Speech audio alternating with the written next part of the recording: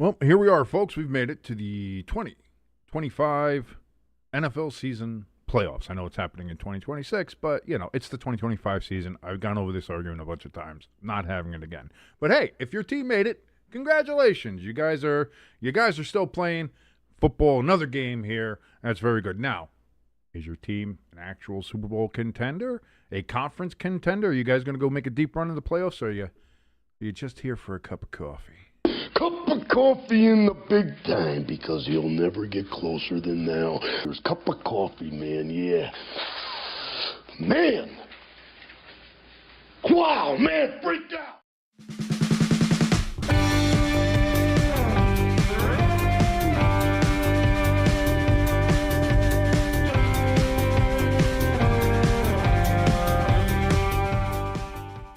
And welcome, everybody, to the Friday forecast. Getting ready for Wild Card Weekend. Thank you for joining us here on Stay Tuned Sports. My name is King. If you would like to help support the channel in any way, shape, or form, there's a couple ways you could do so. Hit that like button, obviously, is one of them. Does it actually do anything? We have no idea, but it certainly couldn't hurt. Something that does help, however, if you hit that share button, share us with the world. Let the world know that we exist. That certainly does help us here. And, of course, if you're here for the first time or just haven't gotten around to it yet, and if you haven't, I don't know. I don't know what else I got to do. I mean, I can't pop a titty. That's, YouTube will ban me for that. I can't do that. I can't show these wonderful chesticles on the program here. However, whatever it takes, hit that subscribe button. Certainly will help us as we're on the road to 1,000 subscribers and being monetized on this great and glorious platform known as YouTube. Of course, probably being immediately demonetized, but that's what it is. That's what it is. If you want to help us out a little bit more directly, we have a link for our donation station and our merch store in the top of the chat over here or wherever you're watching us from. It's somewhere around there. And, of course, in the description right below this video, we have those as well. So thank you so much for joining us. Chat room is popping in. We got Irish in there. Lloyd. Crafty was in there. Crafty was in there first. Always got to say, whoever's in first gets the shout out. So shout out to Crafty for being there in there first. Crafty in the chat says, I was just about to comment King for having only one intro today. Damn these fake outs. Ha ha! No way, baby. No way. I'm always going to give you the more intros, the better. I'm going to do a whole show one day of just nothing but intros. Like I said, I'm going to make a 15-hour intro just for you, Crafty, just so that you can enjoy it. That's why. It's fun. It's fun to do. It's fun to do. Love you guys. Love you guys in there. By the way, we have some news today. Obviously, we talked about the coaching carousel a bit on the countdown a couple days ago. Since then, Mike McDaniel has been fired in Miami. A lot of people thinking that might be an open spot for possibly John Harbaugh, but we've got some news here. Is that the Miami Dolphins are finalizing a deal to hire Green Bay Packers Vice President of Player Personnel John Eric Sullivan as their general manager. Adam Schefter reported on Friday. Sullivan joined the Dolphins after working for the Packers since 2003, starting as a scouting intern before being hired full-time in 2004.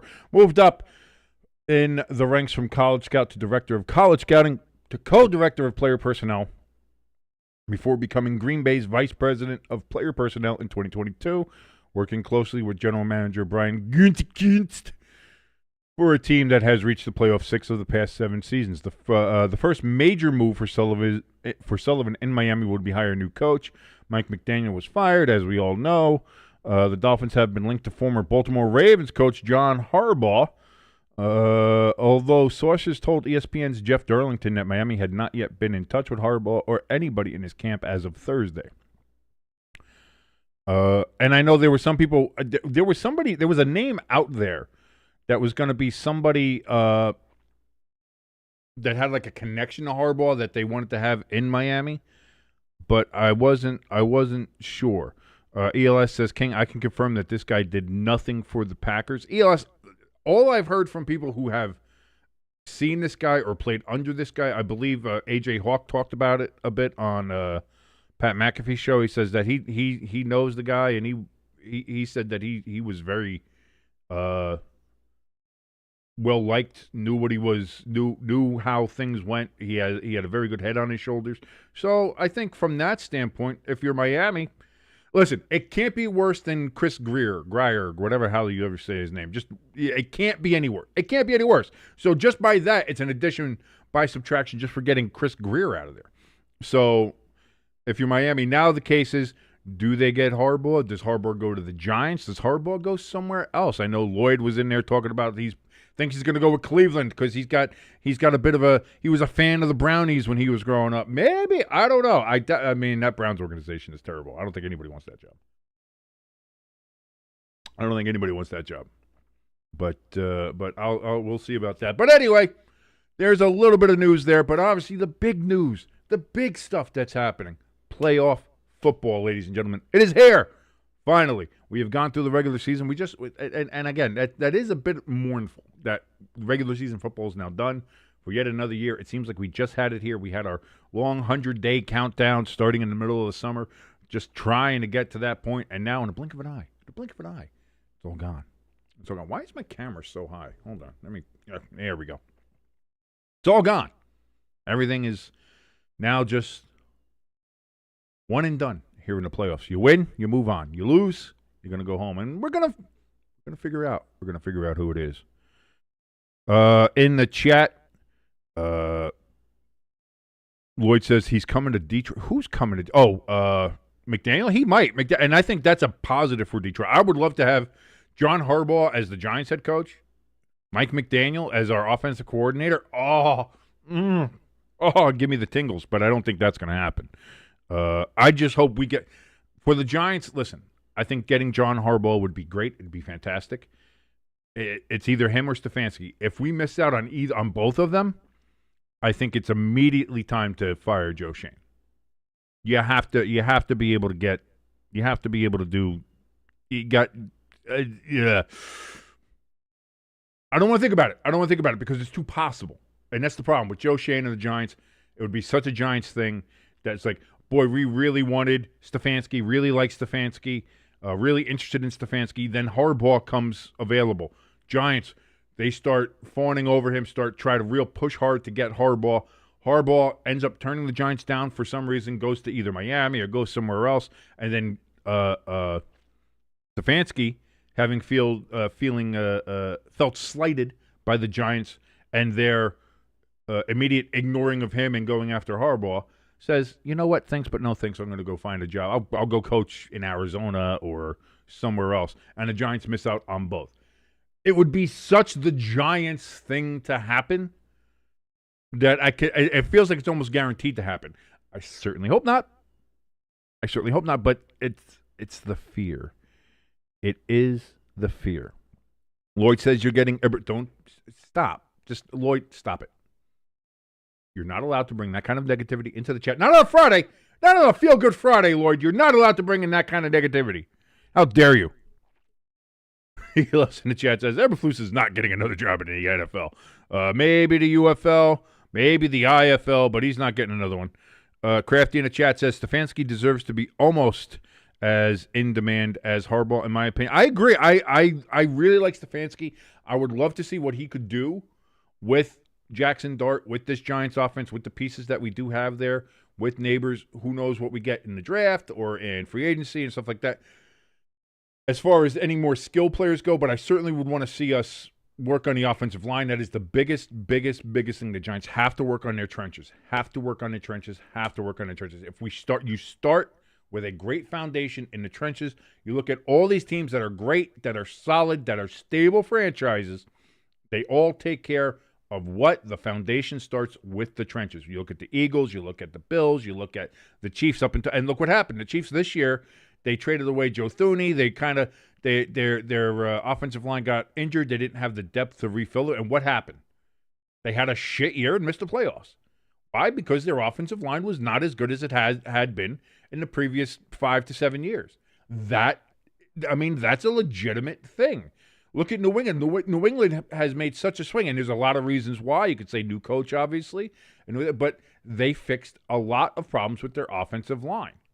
And that works. You work on the trenches. That's your foundation. That is your base. That is where you start. And you can become really good if you have the right pieces and you have the offensive line. You have to build from the trenches first, 100%. ELS says, my prediction is that Harbaugh is going to go to the Giants and that Kevin Stefanski is going to go take the Raiders job. And I could see that. Lloyd says Stefanski may be going to the Ravens. A little incestuous AFC North coach swapping there could be. That could happen. Some people were saying, hey, maybe just the Browns and the Ravens just swap coaches, just straight up. I don't know.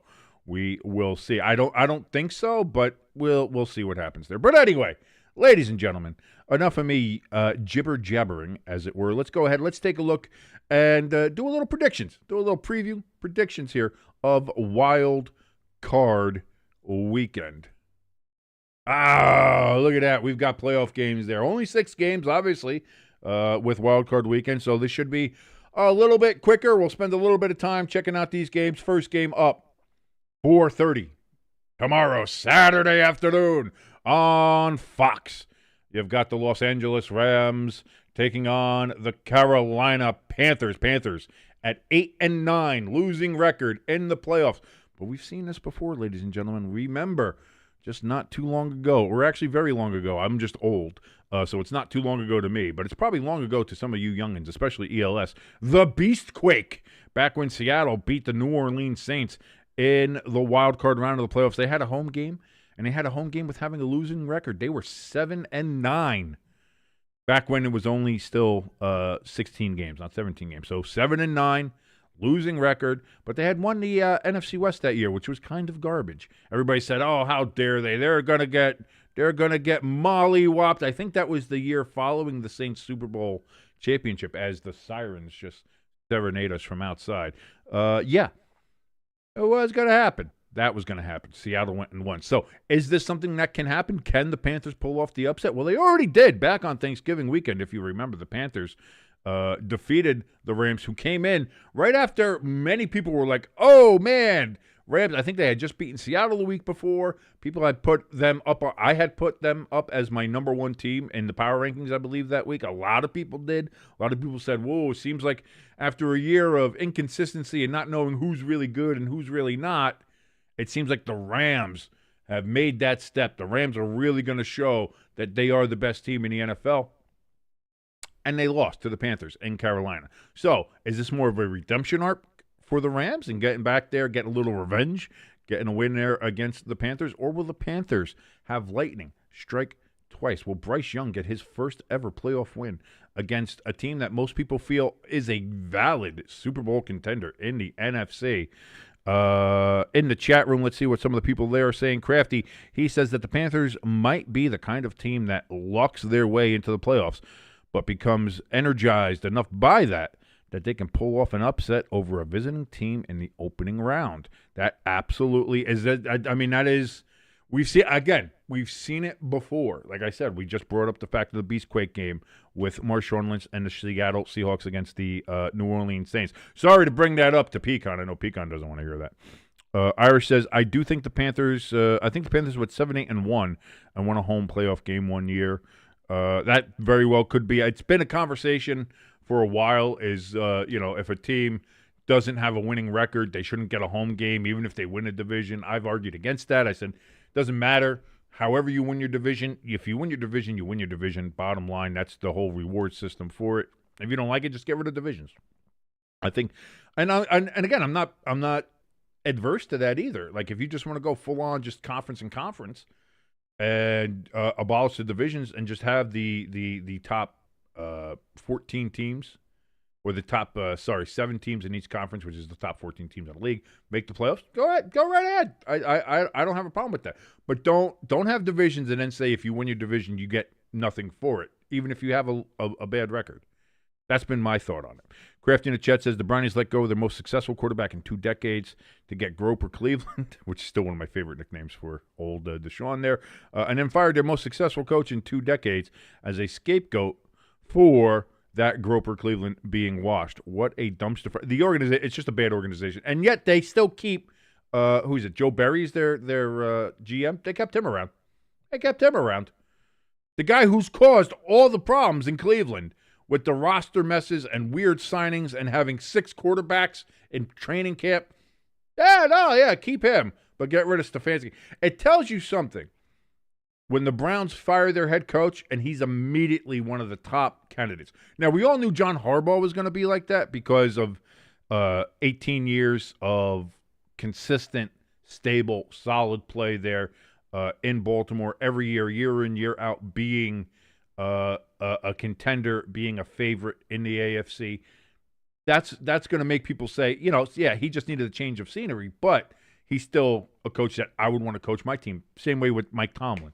Stefanski, you'd sit there and say, like, oh, people in Cleveland didn't like him, and, oh, the team wasn't as successful. But when you see what he had to work with and what he was able to do there, yeah, Stefanski's 1,000%. And rightfully so, one of the leading coaching candidates in this coaching cycle. When it comes down to this Rams-Panthers game, boy, I would really like to pick the Panthers. I really would. Believe in the underdog. You root for the small guy, root for the little guy. And I'd like to see Bryce Young get a little bit more success and see them move along there. And I have a niece who lives down there in the Charlotte area. And, even though I think she hates me now or whatever, but we love you. We love you. I think she's a Bills fan, though. But I think she roots for the, she's in the area, so she roots for them, but she's a Bills fan. So, you know how people are. Either way. Again, I kind of have a connection down in the Charlotte. I'd like to see them do well. I'd like to see the city do well. That being said, I don't think lightning strikes twice here. I think it is the Los Angeles Rams. They get the victory. 96% of the people are on the Rams as well. That scares me. When everybody's always on the one team, it always scares me. But that is what it looks like right there. 96% on the Rams. But I'm going to go with them. I'm going to go with the Rams. Irish in the chat says, I think the Panthers. Oh, I already said that. Irish, he does pick the Rams in this game as well. Crafty wants to know if is it a repeat or redemption arc. That's going to be the question. And again, the Rams defense has looked real shaky over the last 4 or 5 weeks, and that's been a problem. That's what happened to Pittsburgh last year. Is they had a killer defense, and then the last 4 or 5 weeks they fell apart. They lost a bunch of games, kind of like the Rams. Didn't have nearly as bad as a collapse, but they still had a bit of a collapse there, where now they ended up where they are as the 5 seed instead of challenging for the NFC West title and possibly the number 1 seed. All that being said, I still think they go out there. I think it's redemption for the Rams and not a repeat for the Panthers. Next game, 8:00, the primetime game on Amazon Prime. Old Al Michaels, who everybody shits on Al Michaels now. Stop it. I like Al. Oh, he just sounds disinterested. He's seen everything. He already knows. Al Michaels is the glorious old football grandpa that we love. He gets excited every now and then, but he's not going to go. Like, that motherfucker saw the Miracle on Ice. How is anything going to be more exciting than that? You know what I mean? So cut the man some slack. Either way, on Amazon, 8:00, the Green Bay Packers travel all the way down from Lambeau Field to frigid Soldier Field on the lakefront in Lake Michigan there to take on the Chicago Bears and their deep dish pizzas that are actually casseroles because they're not goddamn pizzas. I just want to point that out there. Steven Eats Alone says, my wife's boyfriend is a Bears fan. That's you got to work on that. You got to work on that, my friend. That's fantastic, though. I'm very happy for you in your cuck chair. Packers, Bears. ELS, our resident Packers fan, he's pessimistic. He's got a little bit of a Frank the Tank in him, from Barstool. He's very much of, this team sucks. Oh, we're going to lose. Oh, we're going to be bad. Oh, we're going to be bad.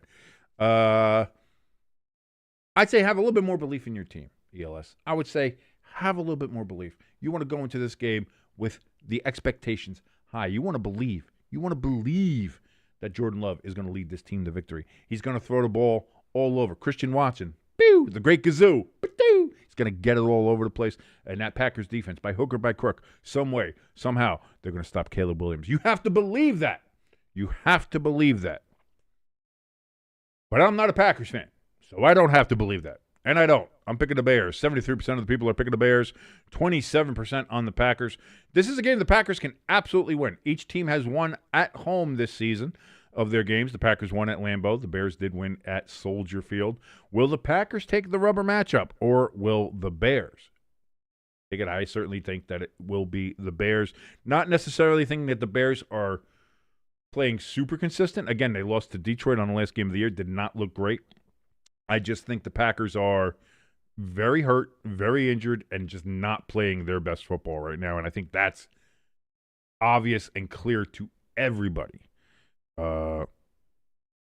Irish says, stop trashing deep dish. I will never stop trashing deep dish. I'm from New Jersey, North Jersey here, where there's actual, true pizza, the best pizza ever in the world. Italians from Italy come over here to have real pizza, all right? So I don't want to hear it. There will be no discussion. There's no debate on this. New Jersey pizza, North Jersey pizza in particular, washes all other pizzas. And Chicago deep dish isn't even pizza. It's a fucking casserole. I'm trying to curse less, but still, it's a casserole. Stop playing yourself. Just accept it, and let's all move on. That being said, I'm going to go with the deep dishers here. I'm going with the Bears over the Packers on Saturday night. Irish says, I'm rooting for the Packers for chaos, but I'm going to pick the Bears. Yeah, that's what I was going to say. Yeah, I root for the Packers, but if it comes down to money-wise, you're going to make a bet on it. Someone's going to put a gun to your head. Yeah, we're going with the Bears on this one. ELS says, we're going to see the Packers will take care of business. You see, that's what I mean, ELS. You got to believe. You got to believe. It's all about belief. Ask all the Mets fans out there. All right. So we've got the Saturday games done. We've got the Rams over the Panthers. We've got the Bears over the Packers. Let's move over to Sunday and see what we got over there. We're going to start off at the 1 o'clock game. We got the Buffalo Bills traveling down to Duval, or as Liam Cohen says, Duval. But I'll tell you what, Liam Cohen doing what he's done in Jacksonville, 13-4 in his first season. He can say Duval however the hell he wants to say it. He wants to say it Duval. Guess what? Jaguars fans, they're going to change how they say it too, because winning is winning. And right now, the Jaguars are winning. I believe they're on an 8-game win streak, something of that nature. Trevor Lawrence hasn't looked this consistent in his entire career over these last 5 or so games, I would say. The Jaguars could be a legitimate threat in the AFC, but they got to take on Josh Allen and the Buffalo Bills. Again, they do get to play at home, so that is a nice little tweak. They don't have to travel to Buffalo to play in the cold.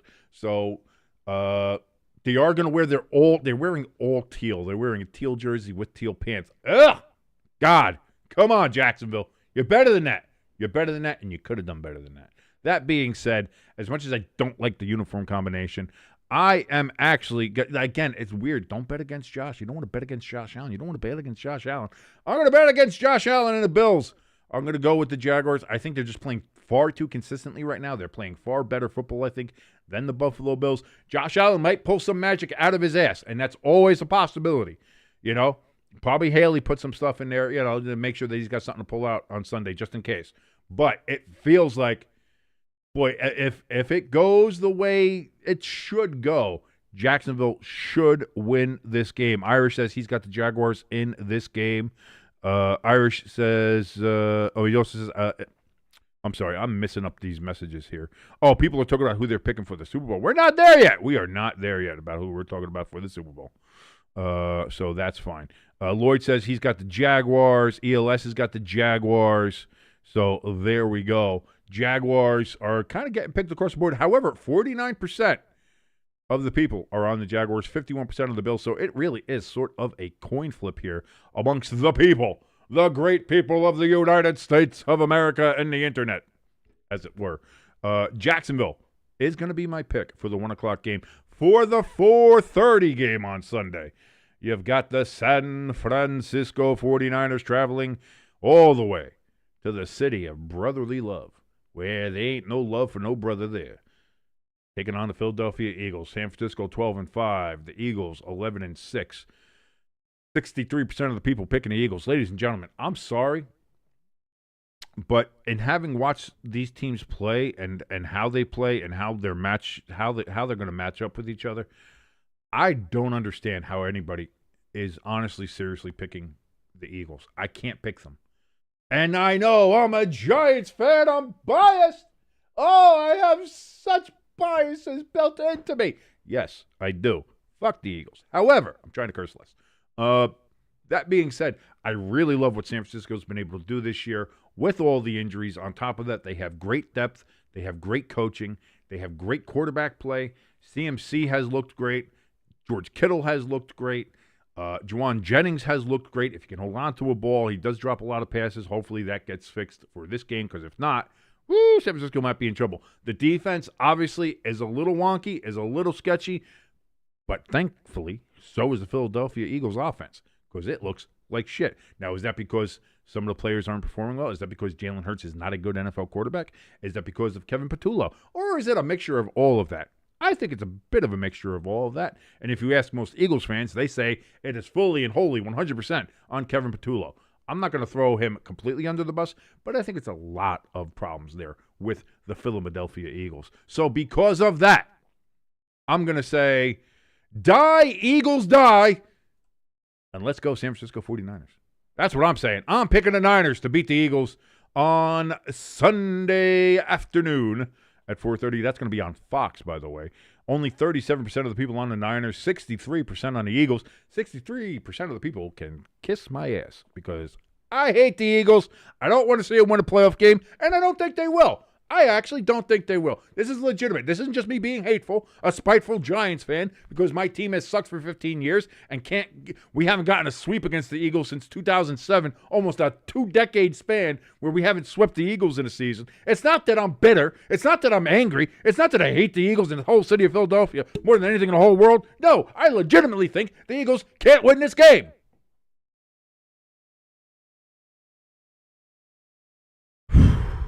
That felt good. That felt good to get out, you know? Sometimes you just got to get it out, you know what I mean? Crafty in the chat says the Niners have a terrible run defense and were banged up over the last 2 games. They've been banged up all year, Crafty. What are you talking about?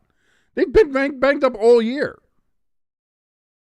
ELS says, give me the 49ers because fuck the Eagles and fuck Jimbo. Well, listen, Jimbo's my friend. I love it. I know he's an Eagles fan. Fuck the Eagles. Trying to curse less. I get that. But don't say fuck Jimbo. No, we love Jimbo here. We love Jimbo. How dare you? How dare you, ELS? Unbelievable. Unbelievable. Sunday night. Let's switch on over to that. You got the Los Angeles Chargers of San Diego taking on the New England Patriots at Gillette. Chargers 11-6. Patriots 14-3. The Chargers very injured. But they did get in the playoffs, and they have looked very good all year. Justin Herbert as well. Even with a broken hand, he did not play terribly. Now, he did take last week off, and the Chargers, again, offensively couldn't get a lot going against the Broncos, but defensively played very well against the Broncos offense that was playing all their starters and had something to play for as they were still trying to get the number 1 seed in the AFC, which they did. Now, can the Chargers defense hold Drake May and that New England Patriots offense? Can Justin Herbert score against that Patriots defense? I think they can. I think this game is going to be a lot closer than a lot of people think. I know some people are saying Patriots all the way. As you can see, 88% of the people are on the Patriots for this game. I would love to pick the Chargers. I do like the Chargers. Love the helmets. Go Chargers, go. I'm a big Charger guy. You know, always have been. Even my little chant to try to help field goals miss, I always go San Diego, San Diego. That's because of the Chargers. I don't know why. It's something I've done since I was a kid. I've been a weird kid, and I'm a weird adult as well. So don't get that twisted. But I really do think the Chargers have a very good chance in this game. However, as I mentioned before, you're going to put your money on it? You're going to put your money on it? Are you going to put your money on it? No, I'm going to pick the Patriots here. Sorry, I like the Chargers. I'd like to root for the Chargers. I would love to see the Chargers win. I think we all collectively, as a species, have seen enough of the goddamn Patriots advancing into playoffs. But it just feels like here we go again. Here we go again when it comes to the Patriots. ELS says, I have the Patriots out in the divisional round, but he does have them advancing here. Crafty says, one thing the Chargers have in their back pocket is that they are more battle-tested. That's true, everybody. You got to remember, New England had what many consider to be a super soft schedule. So we'll see how that turns out. Chargers also have a tough D, as we saw with the Broncos last week. I think their defense played very well. And again, the Broncos' offense is no great shakes to me. Bo Nix does not impress me at all. But the fact that they held the Broncos to 16 points when the Broncos were earnestly trying to win the game because they needed that number 1 seed is impressive. So I think I give the Chargers a punch of chance in this game. Absolutely. If the Chargers were able to win, it would not surprise me. I would like to see the Chargers win.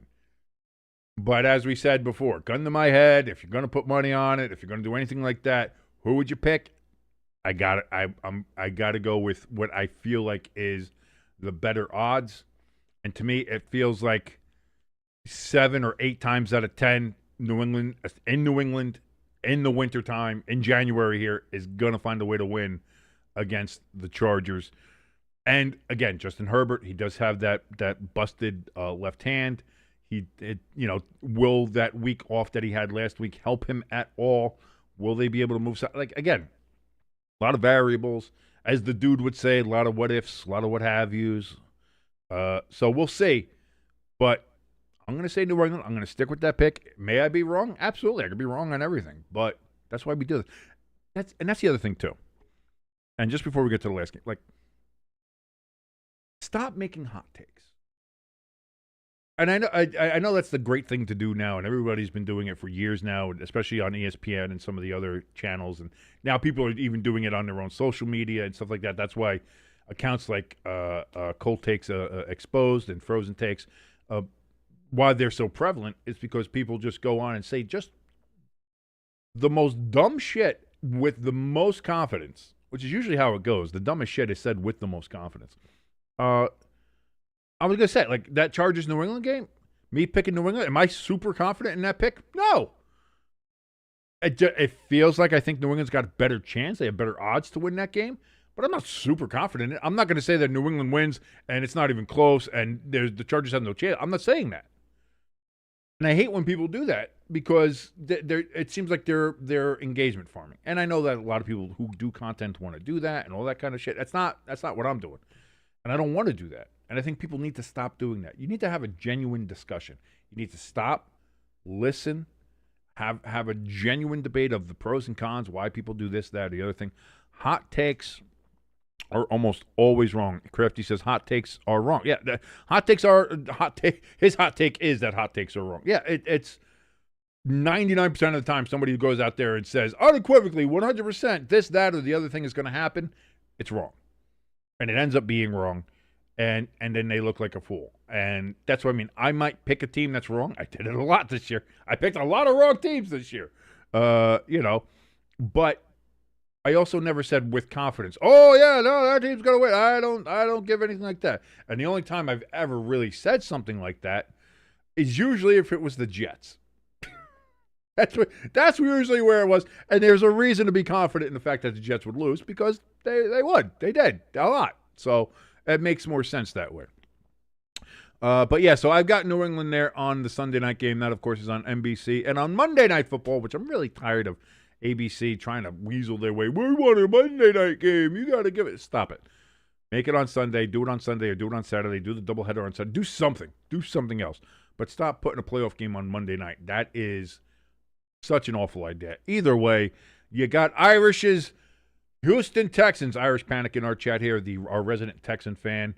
And the Texans right now, unequivocally, the hottest team in the NFL right now. As you can see, I believe they have a 9-game win streak. Their defense is amazing. Their offense is, it's gotten better.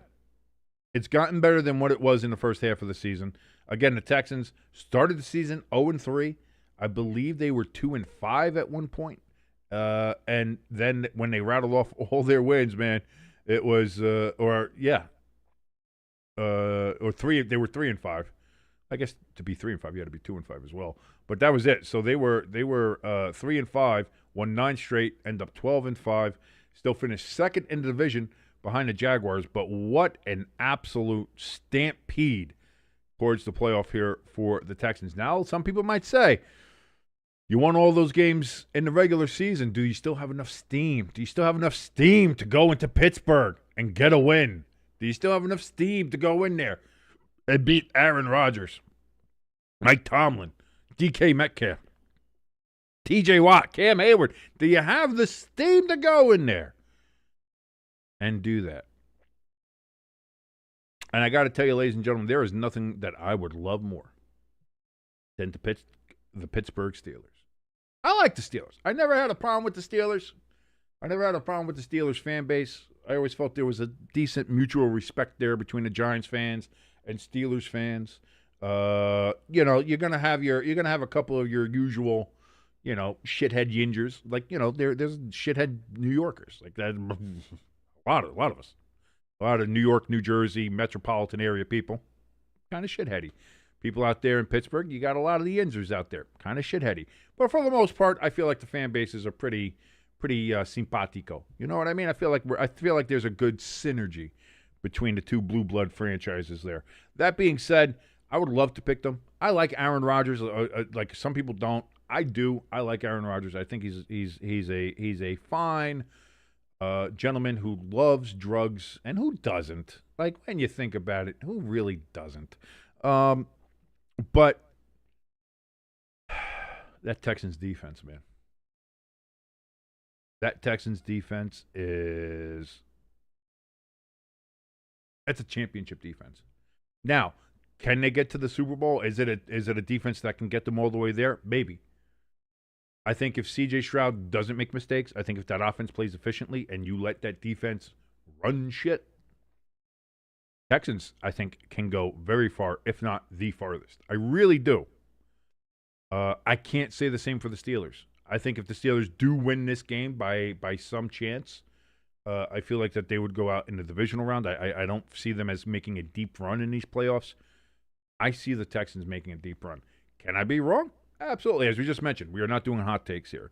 But with all that being said, I feel like this is a game where the Texans will win, and it will be largely because of that defense. And again, that's the one thing. The Steelers' defense has played better in the second half of the year, but still, it's not that defense that we all thought it was going to be. And it seems like the Texans have that defense that we all thought that the Steelers' defense was going to be. Instead, it's Houston's. So I'm going to, as they say, offense sells tickets, defense wins championships. And I think Houston's defense is better right now than the Steelers. So that is why I'm picking the Houston Texans to beat the Pittsburgh Steelers on the last game of Wild Card Weekend on Monday night. I'll have the Houston Texans there. So that's where we go. Irish in the chat, our resident Texans fan, says, I'm picking the Steelers. Are you trying to do that Jimbo thing? Are you trying to do the whole reverse psychology thing? I'm going to pick the Steelers, so because if I do reverse psychology, then that means they'll do it. Don't do that. Don't do that. ELS in the chat says, I have the Texans making it to the AFC Championship game. Very possible. 1,000% possible. Irish says, I think my chat is not showing up again. I see you, Irish. I see you in there. I see you. I see you. I see Crafty. I see Irish. I see everybody.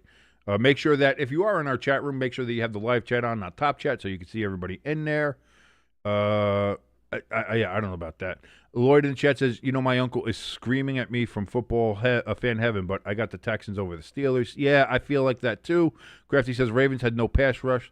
Rodgers will be encountering the same kind of pressure he got from Garrett and company, and that is why he thinks it is going to be the Texans getting the win. Texans D will send Rodgers back to psychedelia. Oh, Crafty's being so harsh on my boy Aaron Rodgers, but I do agree with him. I do think that I don't think he's Aaron Rodgers. I think he's one of the greatest, if not the greatest, quarterback talent just on straight talent wise that has ever played in the NFL. But that Houston Texans defense is something special. So there we go, ladies and gentlemen. My picks for Wild Card Weekend: I've got the Rams over the Panthers. I've got the Bears over the Packers. I've got the Jacksonville Jaguars over the Buffalo Bills. I've got the San Francisco Treats, the San Francisco 49ers, going into Philadelphia and ringing their Liberty Bell and beating them at Lincoln Financial Field. I've got New England beating the San Diego Chargers of Los Angeles, and I have the Houston Texans wrapping it all up with a victory on Monday night over the Pittsburgh Steelers. We've already got one college football national championship participant decided. It was the University of Miami Hurricanes. Kind of done in a little controversial fashion if anybody watched the game, but still, somebody brought up that since they started doing playoffs like this is the third straight year now without an SEC team. Ever since teams started being able to legally pay all their players, somehow the SEC is just coming up short. Joe, I wonder why that is.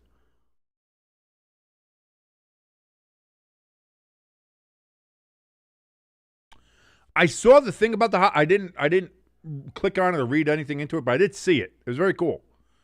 I like it. I'm a hot sauce guy, like I said, but we've had this conversation, Lloyd. I'm more of a flavor hot sauce than just straight up heat hot sauce. I don't mind a hot sauce that's hot. It's got to have flavor. If it's just hot for hot sakes, it can kick rocks. Not my thing, not my jam. Irish in the chat says the Texans have never won a road playoff game, and the Steelers have a 20-game home winning streak on Monday Night Football. That's a very good point, Irish. That's a very good point. I would still be confident. Listen, streaks are made to be broken, and, the Texans' road losing streak in the playoffs meant to be broken, and maybe the Steelers' Monday Night Football streak is finally meant to be broken. Maybe this is the night, this is the year, this is the time that it gets broken. And if they're going to be broken by anybody, it's going to be this Texans team and that defense. Tonight, obviously, the University of Oregon Ducks, they're going to take on the Indiana Hoosiers. And I'm pulling for Indiana, obviously. I like Indiana. I want to see them go and get it. So we'll see what happens there. So I hope everybody out there does enjoy that. Enjoy the college football, or just enjoy your Friday night, whatever you're going to do there. And then, obviously, of course, for the next 3 days, we've got NFL football to watch for the playoffs. It's going to be fun. I certainly hope that we all enjoy it. While it's still here, we're getting less and less now. Now this is kind of like the weaning off period where we're just less games. And we're going to have one game in 2 weeks. It's going to be 2 week gap between the championship games and the Super Bowl. And then we'll have that last gasp. And it'll be done. It'll be over. And then what are we going to be doing here? Sitting here watching hockey? Sitting here watching curling? Yes, I will watch curling here with you guys. Trust me. I have no problem with that. Lloyd in the chat says go Ducks. Irish says go Indiana. I'll be rooting for the Hoosiers, like I said. Not that I don't like the Ducks, but yeah, go Hoosiers. Hoosiers. If you liked any part of this particular episode, ladies and gentlemen, please go ahead and hit that like button. Certainly does help us out. If you want to hit that share button, let people know that this channel exists. That helps us out as well. And, of course, as always, if you want to hit that subscription button with the notification bell, as we are on the road to 1,000 subscribers and hopefully being monetized here on this great and glorious platform known as YouTube, that would be a gigantic help as well. If you want to give us some further help, more direct help, we have a link for our donation station and our merch store down in the description below. So until tomorrow at 4:30 p.m. Eastern, when the Los Angeles Rams take on the Carolina Panthers, my name is King. This has been the Friday Forecast on Stay Tuned Sports. Enjoy the rest of your beautiful, beautiful, fantastic Feel Good Friday, ladies and gentlemen. Adios until mañana.